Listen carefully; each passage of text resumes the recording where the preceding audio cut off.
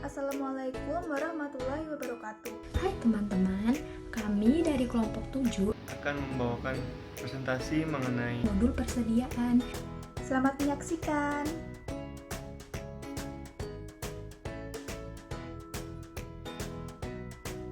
Jadi yang pertama adalah mengenai dasar hukum. Ada beberapa dasar hukum mengenai modul persediaan. Di antaranya adalah yang pertama UU nomor 17 tahun 2003 tentang keuangan negara. Yang kedua, UU nomor 1 tahun 2004 tentang perbendaharaan negara.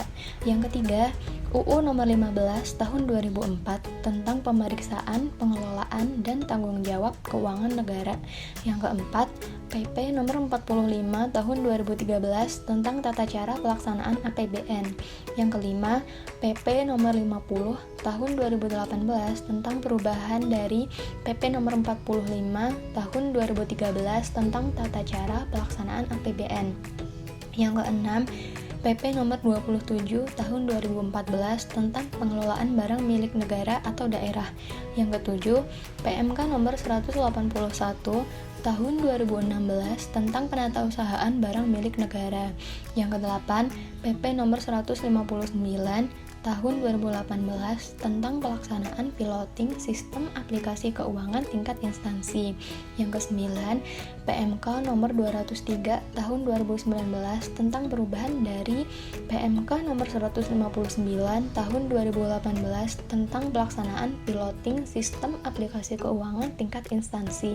Yang ke-10 atau yang terakhir, Perdirjen PB nomor 41 tahun 2018 tentang juknis modul persediaan dalam piloting sakti. Selanjutnya adalah mengenai kebijakan akuntansi persediaan. Yang pertama adalah terkait pengakuan. Persediaan itu diakui pada saat potensi manfaat ekonomi masa depan diperoleh pemerintah dan mempunyai nilai atau biaya yang dapat diukur dengan andal. Persediaan diakui pada saat diterima atau hak kepemilikannya dan atau kepenguasaannya itu berpindah. Dan pada akhir periode akuntansi, persediaan tersebut dicatat berdasarkan hasil inventarisasi fisik. Yang kedua adalah terkait pengukuran. Yang pertama, persediaan itu diukur sebesar biaya perolehan apabila diperoleh dengan cara pembelian. Yang kedua, persediaan diukur sebesar biaya standar apabila diperoleh dengan cara memproduksi sendiri. Dan yang ketiga, persediaan diukur sebesar nilai wajar apabila diperoleh dengan cara lain, seperti donasi dan rampasan. Dan yang ketiga adalah terkait pengungkapan. Persediaan itu disajikan di neraca sebesar nilai moneternya dan diungkapkan dalam CALK berupa kebijakan akuntansi yang digunakan, serta penjelasan lebih lanjut persediaan seperti barang atau perlengkapan yang digunakan dalam pelayanan masyarakat, barang atau perlengkapan yang digunakan dalam proses produksi, barang yang disimpan untuk dijual atau diserahkan kepada masyarakat, dan barang yang masih dalam proses produksi yang dimaksudkan untuk dijual atau diserahkan kepada masyarakat. Untuk BMN sendiri, itu sebenarnya dibagi menjadi 3. Yang pertama adalah aset lancar, aset tetap, dan aset lainnya. Nah, persediaan itu merupakan bagian dari aset lancar. BMN itu sendiri meliputi semua barang yang dibeli atau diperoleh atas beban APBN atau berasal dari perolehan lainnya yang sah. Perolehan lainnya yang sah ini meliputi barang yang diperoleh dari hibah atau sumbangan atau yang sejenis, barang yang diperoleh sebagai pelaksanaan dari perjanjian atau kontrak, barang yang diperoleh berdasarkan ketentuan undang-undang, atau barang yang diperoleh berdasarkan putusan pengadilan yang telah memperoleh ketentuan hukum tetap. Terkait persediaan itu sendiri, menurut PP 71 tahun 2010, persediaan adalah aset lancar dalam bentuk barang atau perlengkapan yang dimaksudkan untuk mendukung kegiatan operasional pemerintah, dan barang-barang yang dimaksudkan untuk dijual dan atau diserahkan dalam rangka pelayanan kepada masyarakat. Persediaan itu merupakan aset yang berupa barang atau perlengkapan yang digunakan dalam rangka kegiatan operasional pemerintah, barang atau perlengkapan yang digunakan dalam proses produksi, Barang dalam proses produksi yang dimaksudkan untuk dijual atau diserahkan kepada masyarakat, serta barang yang disimpan untuk dijual atau diserahkan kepada masyarakat dalam rangka kegiatan pemerintahan. Terkait ruang lingkup persediaan, yang pertama adalah barang atau perlengkapan yang digunakan sendiri dalam rangka kegiatan operasional pemerintah. Ini terdiri menjadi 3. Yang pertama adalah barang habis pakai, kemudian barang tak habis pakai, dan barang bekas pakai. Yang kedua adalah barang yang dibeli untuk dijual atau diserahkan kepada masyarakat. Dan yang ketiga adalah barang yang digunakan dalam proses produksi jika pemerintah memproduksi sendiri atau swakelola. Ini dibagi menjadi 3 kelompok, yaitu barang baku atau supplies, barang dalam proses, dan barang jadi. Kemudian persediaan berdasarkan akun. Ada barang konsumsi, amunisi, bahan untuk pemeliharaan, suku cadang, persediaan untuk tujuan strategis atau berjaga-jaga, pita cukai dan leges, bahan baku, barang dalam proses atau setengah jadi, tanah atau bangunan untuk dijual atau diserahkan kepada masyarakat, hewan dan tanaman untuk dijual atau diserahkan kepada masyarakat. Selanjutnya ada contoh akun belanja barang persediaan. Untuk kode akun 521811 yaitu belanja barang persediaan barang konsumsi, yakni digunakan untuk mencatat belanja barang yang menghasilkan persediaan berupa barang konsumsi seperti ATK, bahan cetakan, alat-alat rumah tangga, dan yang lainnya. Untuk kode akun 521812 belanja barang persediaan amunisi, yakni digunakan untuk mencatat belanja barang yang menghasilkan persediaan berupa amunisi. Untuk kode akun 521813, yakni belanja barang persediaan pita cukai, meterai, dan leges, digunakan untuk mencatat belanja barang yang menghasilkan persediaan berupa pita cukai, meterai, dan leges. Untuk kode akun 521821, yakni belanja barang persediaan bahan baku, digunakan untuk mencatat belanja barang yang menghasilkan persediaan berupa bahan untuk proses produksi berupa bahan baku. Kode akun 521822, yakni belanja barang persediaan barang dalam proses, digunakan untuk mencatat belanja barang yang menghasilkan persediaan berupa barang dalam proses produksi. Kode akun 521831, belanja barang persediaan untuk tujuan strategis atau berjaga-jaga, yakni digunakan untuk mencatat belanja barang yang menghasilkan persediaan untuk tujuan strategis atau berjaga-jaga. Dan kode akun 521832, belanja barang persediaan lainnya, yang digunakan untuk mencatat belanja barang yang menghasilkan persediaan lainnya. Selanjutnya yaitu mengenai siklus persediaan. Yang pertama adalah perolehan atau persediaan masuk. Fungsinya itu untuk mencatat penambahan persediaan yang terdiri dari pembelian, hibah masuk, dan transfer masuk. Untuk jurnalnya yaitu debit persediaan dan kredit persediaan belum diregister atau transfer masuk atau yang lain. Yang kedua adalah mengenai persediaan keluar. Fungsinya yaitu untuk mencatat pengurangan persediaan seperti pemakaian, hibah keluar, dan transfer keluar. Untuk jurnalnya yaitu debit beban persediaan dan kreditnya persediaan. Selanjutnya mengenai alur proses. Yang pertama adalah pengadaan atau pembelian. Pengadaan persediaan dapat menggunakan mekanisme kontraktual maupun non-kontraktual atau langsung. Mekanismenya yaitu yang pertama, permintaan pengadaan persediaan dari unit teknis, lalu pembelian ke pihak ketiga atau supplier, selanjutnya penyerahan barang oleh pihak ketiga kepada Satker melalui BAST, selanjutnya melakukan pengecekan barang sesuai spesifikasi atau tidak, lalu penyimpanan persediaan di gudang, dan yang terakhir yaitu pencatatan barang masuk pada kartu persediaan. Lalu alur proses yang kedua adalah persediaan keluar. Persediaan keluar dapat terjadi karena adanya pemakaian, penjualan atau penyerahan kepada masyarakat, pemberian ke entitas satker lain maupun karena adanya penghapusan. Mekanismenya yaitu yang pertama, permintaan barang persediaan dari unit teknis, selanjutnya melakukan pengecekan ketersediaan barang di gudang, lalu penyerahan barang kepada unit teknis, dan yang terakhir adalah pencatatan barang keluar pada kartu persediaan.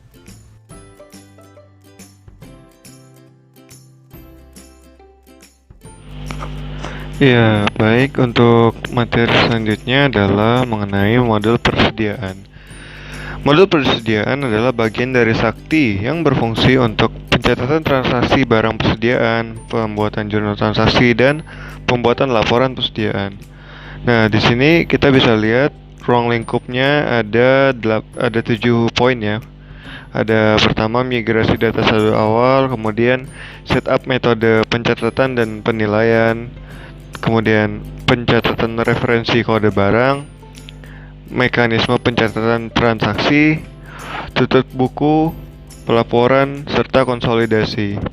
Nah, outputnya ada 3 output di sini, yakni buku persediaan, laporan persediaan, dan laporan posisi persediaan di neraca.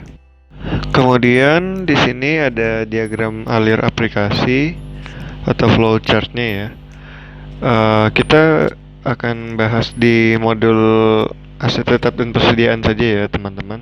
Jadi kita fokus di sini untuk modul aset tetap dan persediaan. Dia berhubungan langsung dengan modul GLP atau modul pelaporan serta modul komitmen. Jadi pada modul komitmen dia menerima informasi berupa BAS, PPBJ, aset tetap dan persediaan. Kemudian mengirimkan pendetailan aset tetap dan persediaan kepada modul komitmen. Kemudian pada modul GLP di sini dia mengirimkan jurnal aset dan persediaan serta menerima informasi closing period dari modul GLP. Selanjutnya ruang lingkup unit pengguna. Pengelolaan persediaan di unit akuntansi kuasa pengguna barang sebagai satker induk. Jadi pada pengelolaan persediaan di unit akuntansi kuasa pengguna barang atau UAKPB dia sebagai satker induk, sedangkan pada UAPKPB atau pembantu kuasa pengguna barang itu dia sebagai satker pembantu. Kemudian transaksi persediaan dapat dilakukan di keduanya, di UAKPB atau UAPKPB itu maksud saya. Jadi sedangkan yang melakukan pelaporan persediaan itu tetap yang satker induk yakni UAKPB. Kemudian komunikasi data antar UAKPB dan UAPKPB otomatis karena penerapan single database.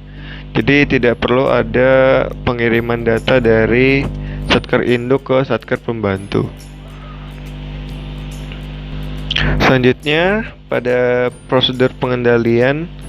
Jadi untuk menjaga kebenaran dan keabsahan data, pengguna pada modul persediaan ditetapkan dengan 2 jenis kewenangan atau peran. Ada 2 peran, yakni operator yang merekam transaksi ya seperti pada di materi tugas-tugasnya bisa dilihat. Kemudian approver, dia berpihak sebagai yang membuat persetujuan. Tugasnya hanya 3 di situ, yang memverifikasi, memberi persetujuan, serta untuk tutup buku. Kemudian untuk hubungan dengan modul lain bisa dilihat pada gambar. Ada catatan sedikit di sini, ya ini BAS dari komitmen menjadi dasar pencatatan transaksi pembelian barang persediaan. Kemudian administrator menyediakan data referensi. Persediaan melakukan pencatatan atas keluar masuknya barang persediaan, melakukan opname fisik dan membuat laporan. Serta jurnal transaksi persediaan itu dikelola oleh GL atau pelaporan. Kemudian alur proses pada modul persediaan bisa dilihat di gambar. Jadi pada awalnya itu di setting metode, kemudian data akan dimigrasi referensi dan transaksi. Kemudian ada transaksi masuk, transaksi keluar, transfer masuk atau keluar, koreksi, off-name fisik.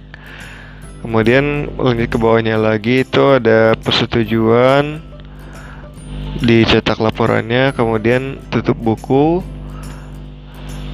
laporan, dan akhirnya selesai. Migrasi saldo awal. Jadi migrasi persediaan itu adalah suatu proses paling awal dalam penggunaan modul persediaan, berupa pemindahan ADK referensi dan ADK data transaksi persediaan dari aplikasi persediaan existing ke dalam database Sakti. Migrasi persediaan ini memindahkan saldo barang di periode Desember tahun anggaran yang lalu. Jadi prinsip akuntansi kan di saldo akhir tahun yang lalu merupakan saldo awal di periode berjalan. Kira-kira kurang lebih seperti itu prinsipnya. Kemudian untuk migrasi persediaan dilakukan oleh Satker yang sebelumnya telah menggunakan aplikasi persediaan. Selanjutnya, Satker baru tidak perlu melakukan proses ini. Dan migrasi persediaan itu hanya dilakukan sekali sepanjang pemakaian Sakti dan dilakukan sebelum transaksi persediaan yang lain diinputkan. Di sini bisa dilihat ilustrasinya. Selanjutnya, catatan dalam migrasi. Migrasi diawali dengan tutup periode November tahun anggaran yang lalu. Terdapat 2 ADK migrasi yang harus diupload seperti yang tadi saya sampaikan secara berurutan ya. Jadi data referensi dulu, baru data transaksi. Itu harus secara berurutan. Kemudian memastikan kesesuaian data dari hasil cetakan masing-masing aplikasi. Migrasi data transaksi juga bisa diulang selama belum dilakukan persetujuan. Kemudian diakhiri dengan tutup periode Desember tahun anggaran yang lalu.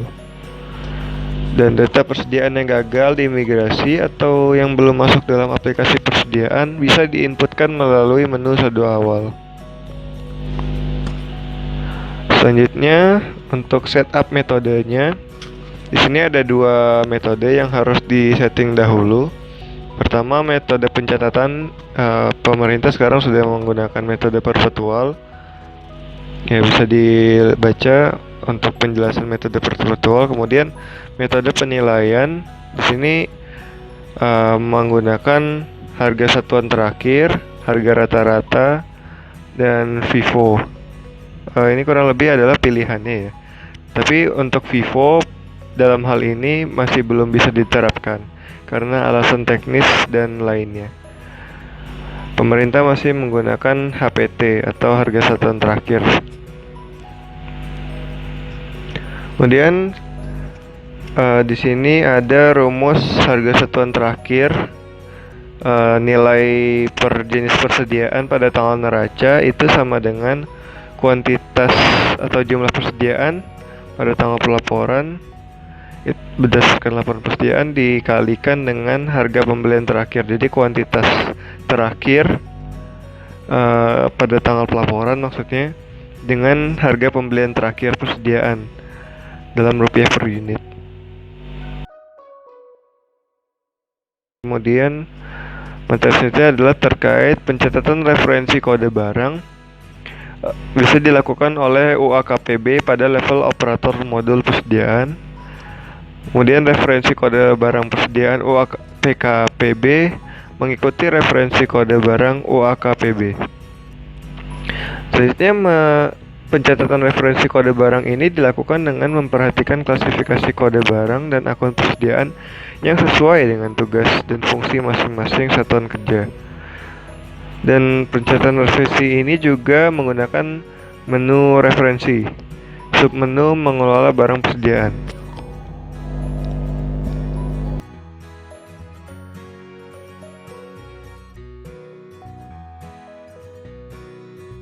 Selanjutnya, mekanisme pencatatan transaksi yang terdiri dari 5 jenis pencatatan.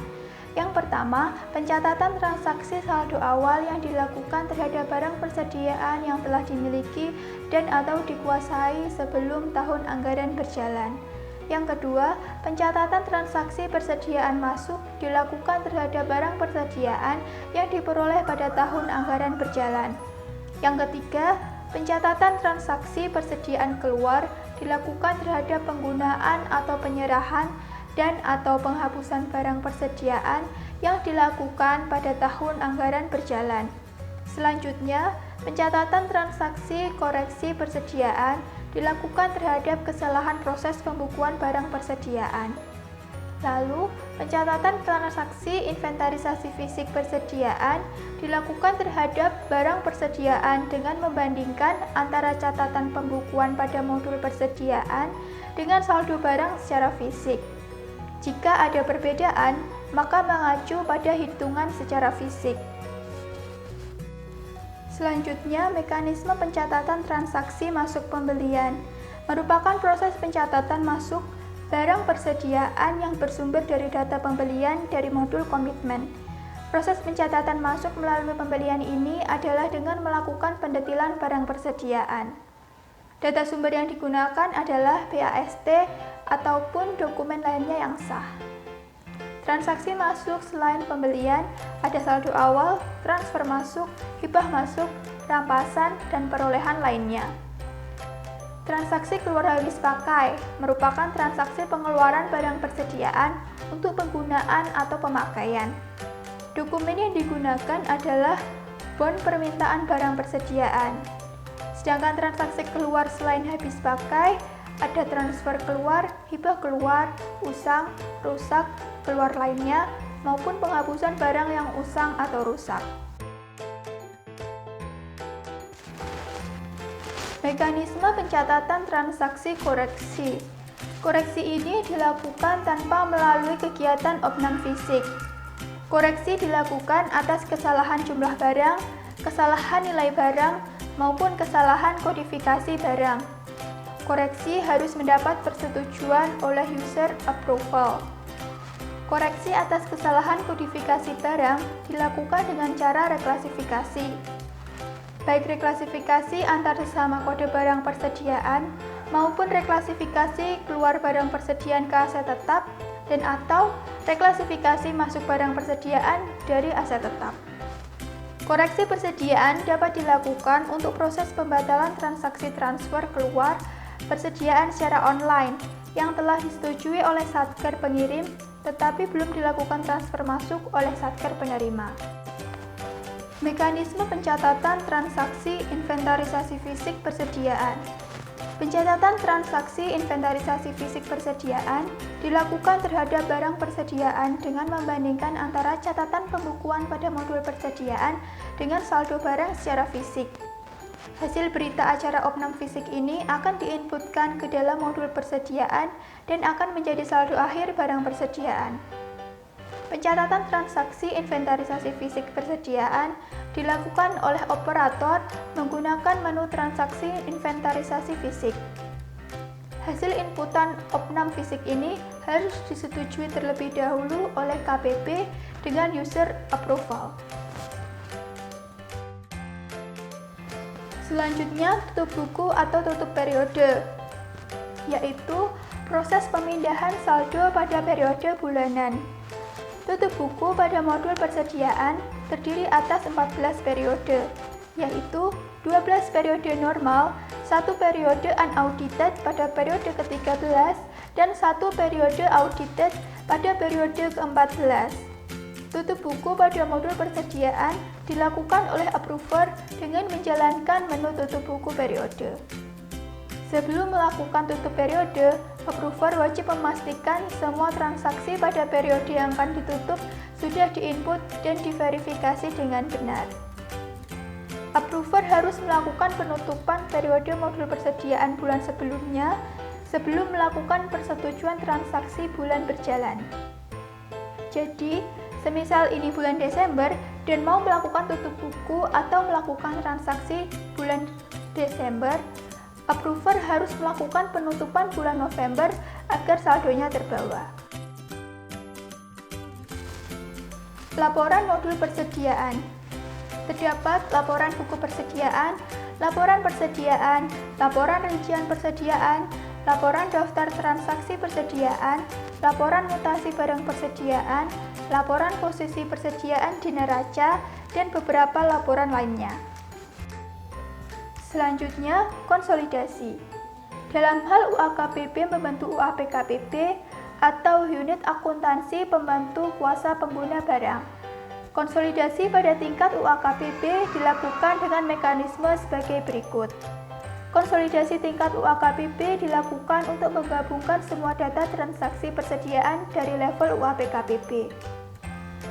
Operator UAKBP dapat melakukan pencetakan laporan konsolidasian dengan Satker UAPKBP setelah transaksi persediaan dilakukan persetujuan oleh approver. Laporan persediaan konsolidasian tingkat UAKBP dapat dicetak dari menu cetak oleh operator UAKBP. Jadi, intinya dikumpulkan dahulu atau di summary, kemudian dari UAPKBP masuk ke UAKBP. Berikutnya, risiko sistem secara umum. Risiko yang pertama, data induk yang tidak akurat dan tidak valid. Pada modul persediaan, terdapat data induk terkait yang berpotensi tidak akurat dan tidak valid, yang bisa berimplikasi pada kekeliruan pencatatan, penatausahaan, dan pelaporan persediaan pada laporan keuangan.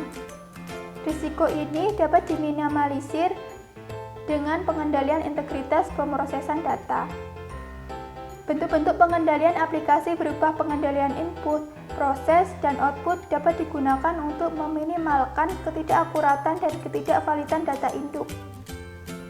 Kedua, bisa dikendalikan dengan pembatasan akses pada data induk. Pengendalian akses atau akses control dapat dilakukan dalam rangka mencegah pegawai atau pihak yang tidak punya wewenang melakukan perubahan data induk terkait modul persediaan. Pembagian atau pemisahan tugas dan peran para pengguna aplikasi dapat diterapkan. Selain itu, pengendalian terhadap pusat data diterapkan dalam rangka mencegah akses yang tidak sah. Risiko selanjutnya dapat muncul, yaitu kehilangan dan kerusakan data.